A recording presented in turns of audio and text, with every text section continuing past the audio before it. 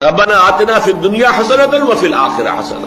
اگر دنیا میں بھی اللہ یہ چیزیں دے لیکن ان چیزوں کی وجہ سے اللہ سے غافل نہ ہو انسان تو یہ دنیا کا حسنہ ہے. چاہے دولت ہے، مال ہے، اولاد ہے، کوئی وجاہت دے دی ہے، کوئی عزت، دنیا، یہ ساری چیزیں حسنہ ہیں، بشرطے کہ ان میں سے کوئی چیز تمہیں اللہ سے غافل نہ کر پائے، اللہ کے دین کا حق ادا کرنے سے بیڑیاں تمہارے پاؤں میں نہ ڈال دے، تمہارے ہاتھ میں ہتھکڑیاں بن کر نہ پڑ جائے.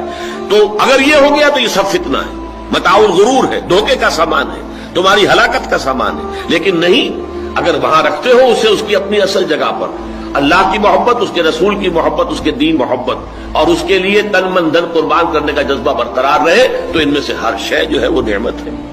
تو توازن یہی ہے کہ دنیا مزرعۃ الآخرہ، دنیا برائی نہیں ہے، دنیا تو آخرت کی کھیتی ہے. یہاں بو گے تو وہاں کاٹو گے نا، یہاں کچھ بویا ہی نہیں تو کاٹو گے کیا؟ وہاں بونا تو یہاں ہے، محنت تو یہاں کرنی ہے.